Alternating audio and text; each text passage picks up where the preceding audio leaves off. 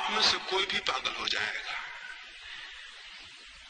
अगर आपको सुबह से दुकान पर काम पर न जाना पड़े और सुबह से उठ के लोगों से लड़ना झगड़ना ना पड़े और सुबह से उठ कर आपको व्यर्थ की बकवास में पलायन न मिले और व्यर्थ के कामों में आप अपने को ना उलझा पाए, अगर 24 घंटे आपको उलझाव ना हो और आप खाली छोड़ दिए जाएं, आप पागल हो जाएंगे।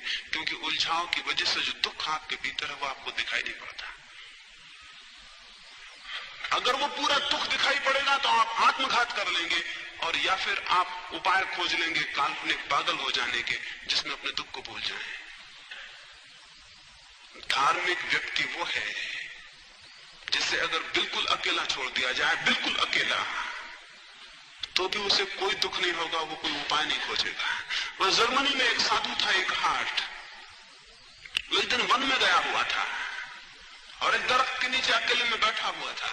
उसके कुछ मित्र भी वन विहार को गए थे। उन्होंने देखा एक हार्ट अकेला है, वे उसके पास गए और उन्होंने उससे कहा कि मित्र, हमने देखा तुम अकेले बैठे हो, सोचा चलो तुम्हें कंपनी दें, तुम्हें साथ दें।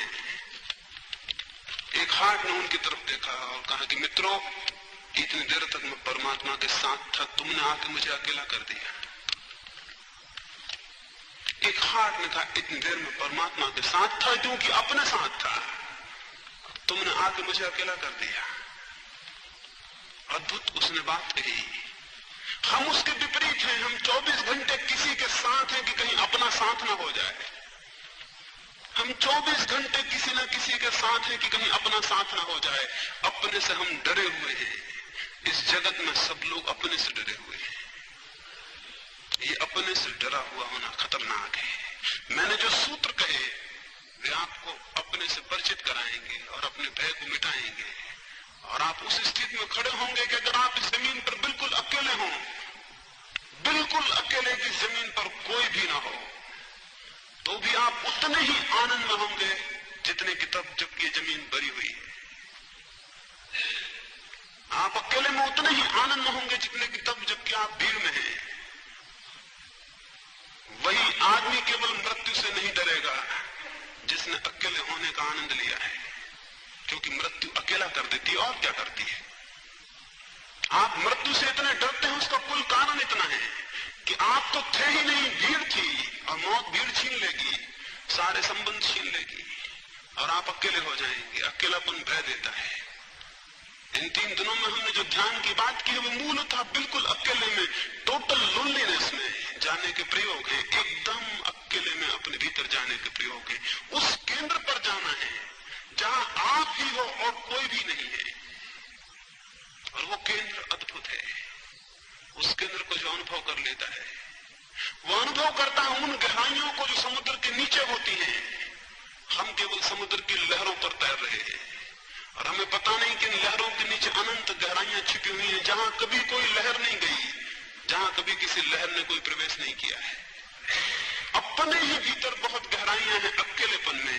जितने आप दूसरे लोगों से दूर होकर अकेले में चलेंगे, अपने में चलेंगे, दूसरों को छोड़ेंगे और स्वयं में चलेंगे, उतनी ही ज्यादा गहराई में, उतनी ही ज्यादा गहराई में आप पहुंचेंगे। और ये बड़ा रहस्य है कि आपके भीतर आप जितनी गहराई में पहुंचेंगे, आपका बाहर जीवन उतनी ऊंचाई को उपलब्ध हो जाएगा। ये गणित का नियम है, ये जीवन के गणित का नियम है। आप अपने भीतर जितनी गहराई पालेंगे उतने ही आपके जीवन में बाहर ऊंचाई उपलब्ध हो जाएगी। जो अपने भीतर जितना कम गहरा होगा वो बाहर उतना ही नीचा होगा। जो अपने भीतर बिल्कुल गहरा नहीं होगा, बाहर उसकी कोई ऊंचाई नहीं होगी। हम उनको महापुरुष कहते हैं, हम उनको महापुरुष कहते हैं जिनके भीतर गहराई होती है और उस गहराई के परिमाण में उनके बाहर ऊंचाई हो जाती है। तो अगर जीवन में ऊंचाई चाहिए तो स्वयं में गहराई चाहिए होगी। स्वयं में गहराई का उपाय समाधि है। समाधि अंतिम गहराई है। उस समाधि के लिए कैसे हम चरण रखें और कैसे अपने को साधें और संभालें और कैसे वे बीज बोएं जो कि परमात्मा के फूलों में परिणत हो सकते हैं, उनकी बहुत थोड़ी सी बातें आपसे कही है। उन थोड़ी सी बातों में से भी कुछ आपकी स्मृति को पकड़ लें और कोई बीज आपके हृदय की भूमि में पड़ जाए तो कोई कारण नहीं है कि उसमें अंकुर आ जाए और आप एक नए जीवन को अनुभव कर सके। जिस जीवन को आप जीते रहे हैं उसे वैसा ही जिए जाने की आकांक्षा को छोड़ दें, उसमें कोई अर्थ नहीं है। उसमें कुछ नए को जगह दें, कुछ नवीन को जगह दें। जैसे आप जीते रहे हैं अगर वैसे ही जीते जाएंगे तो सिवाय मृत्यु के और कोई परिणाम नहीं होगा। ये आकांक्षा और ये अतृप्ति पैदा हो सके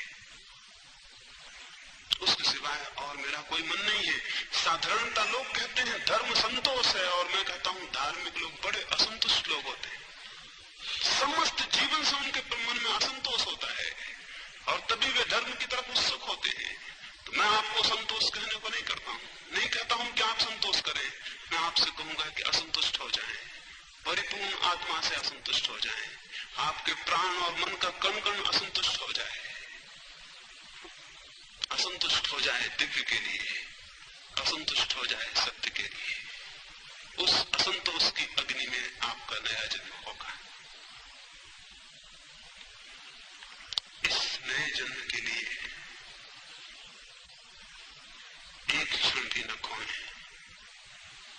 और इस नए जन्म के लिए समय का कोई व्यवधान न डालें। और इस नए जन्म के लिए यह भी स्मरण रखें, कल कोई मुझसे पूछता था कि क्या इस तरह की साधना करके हमें संसार से दूर चला जाना होगा,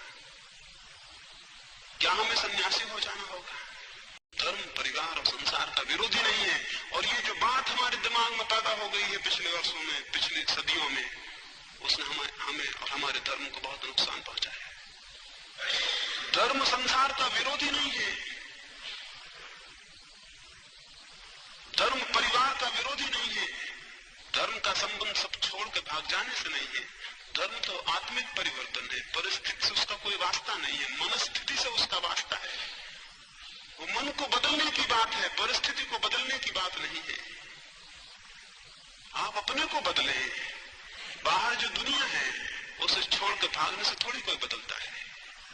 अगर मैं घृणा से भरा हुआ हूं तो मैं जंगल में जाके क्या करूंगा, मैं वहां भी घृणा से भरा रहूंगा। अगर मैं अहंकार से भरा हुआ हूं तो मैं पर्वतों पर जाके क्या करूंगा, मैं वहां भी अहंकार से भरा रहूंगा। एक खतरा हो सकता है, समाज में था, भीड़ में था तो अहंकार का रोज रोज पता चल जाता था। हिमालय की ठंडक में वहां लोग मौजूद न होंगे, अहंकार का पता न चलेगा। जगह को बदलने का कोई मतलब नहीं, जगह को बदलने में धोखा है, क्योंकि जगह को बदलने से यह हो सकता है कि आपको कुछ बातें पता न चले। नए वातावरण में, शांत वातावरण में आपको धोखा हो कि आप शांत हो गए।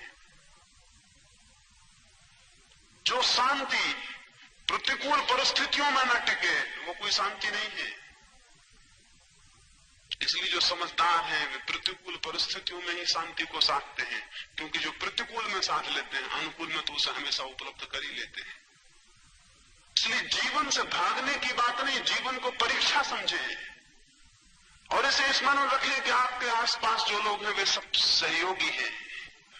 वो आदमी भी आपका सहयोगी है जो सुबह आपको गाली दे जाए, उसने एक मौका दिया है आपको, चाहे तो अपने भीतर प्रेम को साध सकते हैं।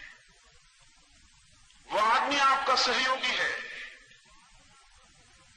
जो आप पर क्रोध को प्रकट करे, वो आदमी आपका सहयोगी है जो आपकी निंदा कर जाए, वो आदमी आपका सहयोगी है जो आप पर कीचड़ उछालता हो, वो आदमी भी आपका सहयोगी है जो आपके रास्ते पर कांटे बिछा दे, क्योंकि वो भी एक मौका है और परीक्षा है। और चाहें और उसे पार हो जाएं तो आपके मन में उसके प्रति इतना ऋण होगा जिसका हिसाब नहीं। साधु जो नहीं सिखा सकते हैं इस जगत में शत्रु सिखा सकते हैं। मैं पुनः कहूं, साधु जो नहीं सिखा सकते हैं इस जगत में शत्रु सिखा सकते हैं। अगर आप सजग हैं और सीखने की समझ है तो आप जिंदगी के हर पत्थर को सीढ़ी बना सकते हैं, और नहीं तो ना समझ सीढ़ियों को भी पत्थर समझ लेते हैं और उनसे ही रुक जाते हैं। अन्यथा हर पत्थर सीढ़ी हो सकता है अगर समझ हो, रिएक्शन में पैदा ना हुआ हो, जो प्रतिक्रिया ना हो, वो कर्म है और वो कर्म ही साधना है। इसको जरा विचार करेंगे तो आप देखेंगे कि आप 24 घंटे प्रतिकर्म कर रहे हैं।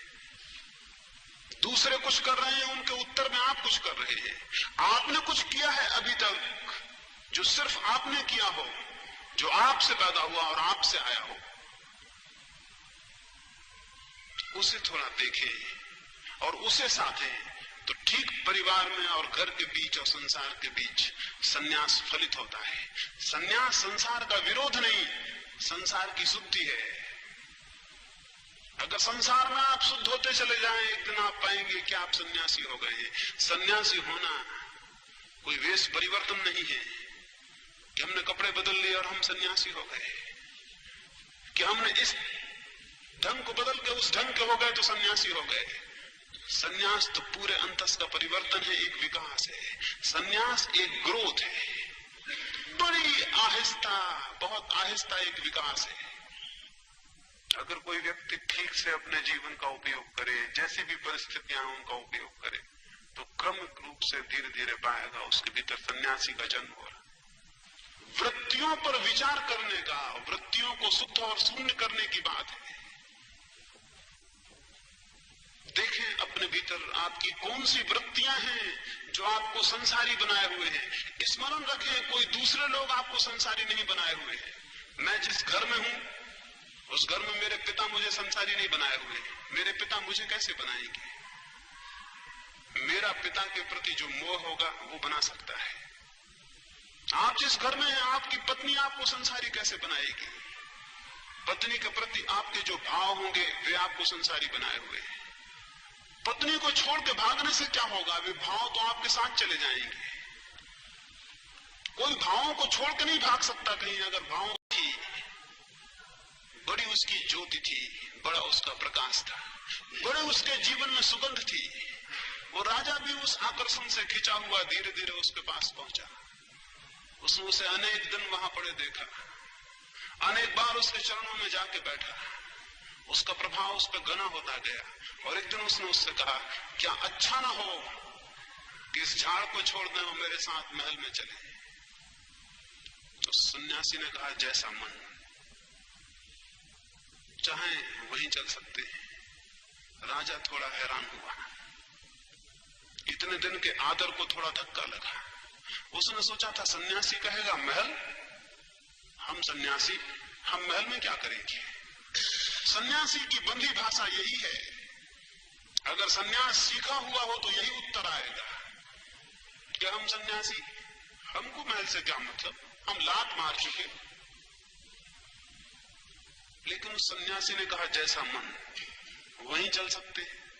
राजा को धक्का लगा, सोचा सन्यासी कैसे है, लेकिन खुद आमंत्रण दिया था इसलिए वापस भी ना ले सके, सन्यासी को ले जाना पड़ा। सन्यासी गया, राजा ने उसके लिए सारी व्यवस्था की अपने ही जैसी। सन्यासी मौज से उसमें रहने भी लगा। उसे बड़े तख्त बिछाए गए, उन पर वो सोया, बड़े कालीन बिछाए गए, उन पर वो चला, बड़े सुस्वादु भोजन दिए गए, उनको उसने किया। राजा का तो संदेह ना रहा, निश्चित हो गया। राजा को लगा ये कैसा सन्यासी है, एक बार भी इसने ना कहा कि इन गद्दों पर हम ना सो सकेंगे, हम तो फट्टों पर ही सोते हैं। एक बार भी इसने ना कहा कि इतनी ऊंची चीजें हम ना खा सकेंगे, हम तो रूखा सूखा खाते हैं। राजा को बड़ा मुश्किल पड़ने लगा उसका रहना। 2-4-10 दिन ही बीते कि उसने उससे कहा कि क्षमा करें, मन में मेरे एक संदेह होता है। उस सन्यासी ने कहा, अब क्या होता है? वो उसी दिन हो गया था। उस सन्यासी ने कहा, अब क्या होता है? वो उसी दिन हो गया था। फिर भी कहें क्या संदेह है? राजा ने कहा, संदेह ये होता है कि आप कैसे सन्यासी हैं और मुझ संसारी में और आप सन्यासी में फर्क क्या है? उस सन्यासी ने कहा, अगर फर्क देखना है तो मेरे साथ गांव के बाहर चलो। राजा ने कहा, मैं तो जान नहीं चाहता हूं, संदेह से मन बड़ा व्यथित है, मेरी नींद तक खराब हो गई है। आप झाड़ के नीचे थे तो अच्छा था, मेरे मन में आदर था, और आप यहां महल में तो मेरा तो आदर चला गया। वो सन्यासी को लेकर, वो सन्यासी राजा को लेकर गांव के बाहर गया। जब नदी पार हुई, जो कि सीमा थी गांव की, वे उस तरफ हुए, तो उस राजा ने कहा बोले। उस सन्यासी ने कहा और थोड़ा आगे चले। धूप बढ़ने लगी, दोपहर हो गई, सूरज ऊपर आ गया। उस राजा ने कहा अब तो बता दें, अब तो बहुत आगे निकला है। सन्यासी ने कहा यही बताना है कि अब हम पीछे लौटने को नहीं, आगे ही जाते हैं, तुम साथ चलते हो। उस राजा ने कहा मैं कैसे जा सकता हूं, पीछे मेरा परिवार है, मेरी पत्नी है, मेरा राज्य है। सन्यासी ने कहा अगर फर्क दिखे तो देख लेना, हम आगे जाते हैं और पीछे हमारा कुछ भी नहीं है। और जब हम उस तुम्हारे महल में थे तब भी हम तुम्हारे महल में थे, लेकिन तुम्हारा महल हमारे भीतर नहीं था। हम तुम्हारे महल के भीतर थे, लेकिन तुम्हारा महल हमारे भीतर नहीं था। इसलिए हम अब जाते हैं। उस राजा ने पैर पकड़ लिए, उसका भ्रम टूटा, उसका संदेह मिटा। उसने कहा क्षमा करें, मुझे बहुत पश्चाताप होगा, जीवन भर लौट चले। सन्यासी ने कहा अब भी लौट चलूं, लेकिन संदेह फिर आ जाएगा। उस सन्यासी ने कहा हमको क्या, इधर ना गए, इधर लौट चले, फिर लौट चलूं, लेकिन तुम्हारा संदेह फिर लौट आएगा। तुम पर कृपा करके अब मैं सीधा ही जाता हूं। उसने जो वचन कहा स्मरणीय है। उसने कहा तुम पर कृपा करके अब मैं सीधा ही जाता हूं, मेरी करुणा कहती है कि मुझे सीधा जाने दें। और मैं आपको स्मरण दिलाता हूं कि महावीर के नग्न होने में उनके नग्न होने का आग्रह कम है, आप पर करुणा ज्यादा है। और सन्यासी का जंगल में पड़े रहने में, जो सच में सन्यासी है,